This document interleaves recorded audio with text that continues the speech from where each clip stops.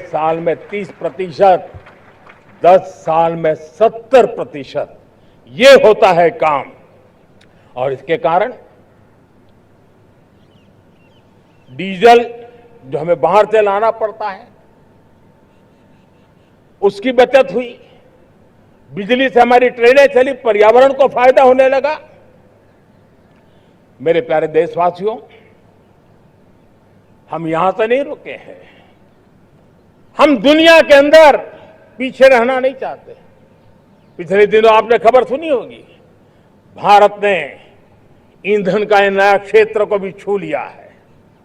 देश ने पहली हाइड्रोजन से चलने वाली ट्रेन शुरू कर दी है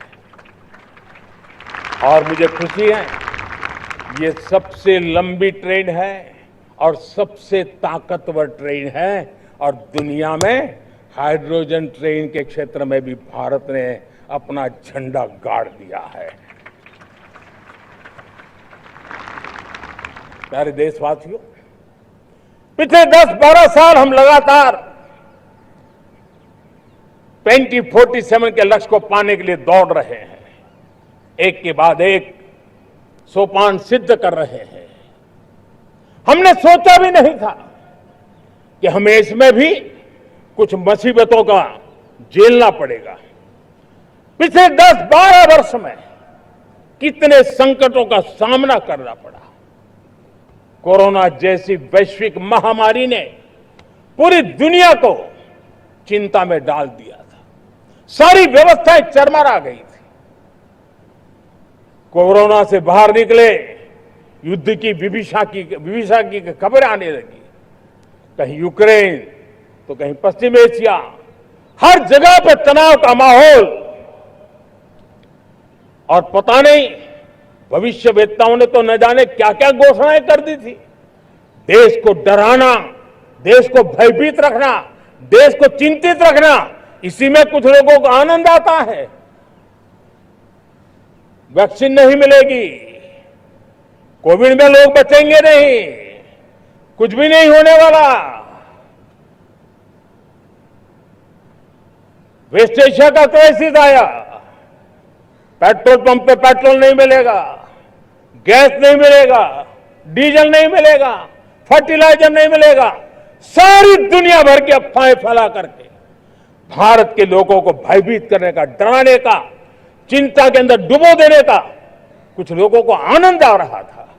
लेकिन देश ने देख लिया कि पिछले 10-12 साल की सुविचारित योजनाएं रंग ला रही है और हम इतने बड़े संकट के बावजूद भी नागरिक देवो भव के मंत्र को लेकर के जीते हुए भारत ने जो तैयारियां की थी, एक के बाद एक कदम उठाया था। सोचा नहीं था कि संकट आएगा, लेकिन इस संकट के समय में ये सारी चीजें काम आ गई और आज देश में गैस भी है, पेट्रोल भी है, यूरिया भी है। हम अपनी ताकत के ऊपर खड़े हो रहे, चल रहे। मेरे प्यारे देशवासियों, दुनिया के इन संकटों का प्रभाव हर किसी पर हुआ, हम भी अछूते नहीं है। यूरिया के दाम दुनिया में 3,000 रुपया पहुंच गए एक बोरी का। आज भी हम मेरे देश के किसानों को वो बोझ सहने के लिए मजबूर नहीं कर रहे। सरकार अपने कंधों पर वो बोझ उठा रहा है और दुनिया से जो 3,000 रुपया में यूरिया का बोरा हमें मिलता है, वो हमारे किसानों को हम सिर्फ 300 रुपये में दे पाते हैं। इतना ही नहीं, डीएपी आज दुनिया में बाजार 5,000 पहुंच चुका है, लेकिन मेरे देश के किसानों को दिक्कत ना हो इसलिए 1,350 रुपये में आज भी डीएपी देने का काम हम कर रहे हैं।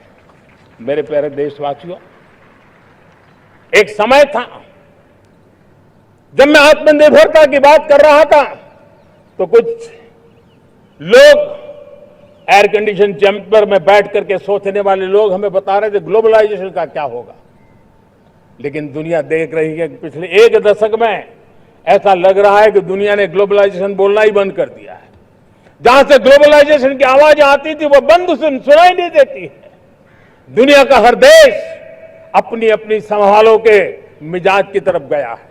लेकिन दुर्भाग्य से इस संकट के कालखंड में कुछ लोगों ने अपना रुतबा दिखाने के लिए संसाधनों को वेपनाइज करने का खेल खेला है।